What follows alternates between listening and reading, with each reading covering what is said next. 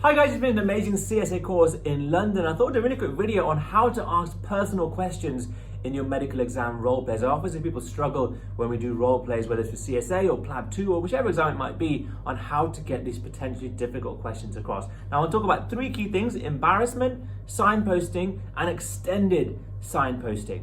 Let's start with embarrassment first. Often I see people really embarrassed to ask difficult questions. Someone comes in with erectile dysfunction or someone comes in with period changes, and we find it very difficult to ask some really important questions that can help us a lot in terms of working out what's going on and managing someone's problem. But the embarrassment is so much that sometimes people just ignore the questions. They don't actually get around to asking key questions because they're so embarrassed. Now, embarrassment is normal. We don't normally have these kind of questions in our conversation, but as a doctor, of course, they're really important. And the one thing to remember in a medical exam role play is that a role player is expecting these questions again and again. They don't get embarrassed by these questions. Often it's just the doctor that gets embarrassed by these questions. So please try not to be embarrassed. These questions are expected, and more so if you miss them out because of embarrassment, it's going to impact you in a big way in terms of how you manage that consultation. Number two, signposting. Signposting makes things easier. It signposts yourself that you're about to ask a personal question, which makes it easier to ask,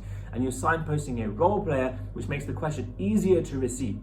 Now, Mr. X, when it comes to erection problems, there are a few personal questions that we need to ask, so I'm just going to ask you a couple.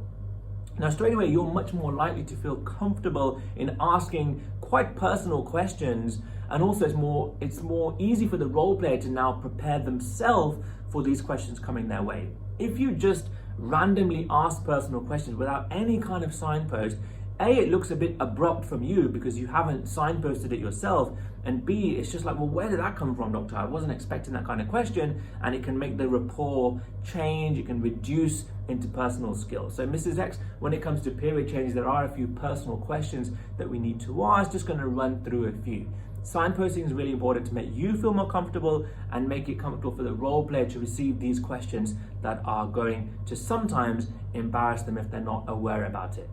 And the third thing is the extended signpost. Often in a consultation, we may be asking 3, 4, 5 different personal questions, often at different parts of the consultation. Now you can every single time do a signpost. Mr. X, just one more personal question and you ask it. Or Mr. X, one other personal question I should have asked and you ask it. Or if you know you're going into a consultation where you think there may be a few personal questions like erectile dysfunction or worrying about an STI or things like period change, right at the beginning of the consultation, give yourself an 8 or a 10-minute umbrella to cover as many personal questions as you like. Mrs. X, when it comes to changes in periods, there are a few personal questions that we may need to ask, so throughout our consultation, I might be asking you a few. Mr. X, when it comes to problems with erections, there are a few personal questions that we need to ask, so throughout the discussion, I might be asking you a few.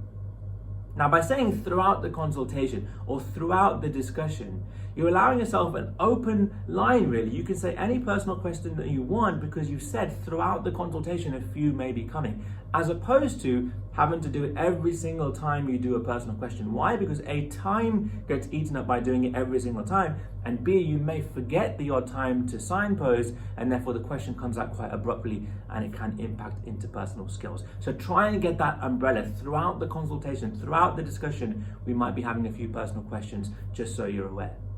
So 3 things are really important. Embarrassment, remember, is often more for the doctor than the role player. The role player is expecting these embarrassing questions. Number 2, a signpost can make it easier for you and for the role player. And number 3, think about an extended signpost when you know you're going to be asking 2, 3, 4, 5 different personal questions throughout an 8 or a 10-minute consultation.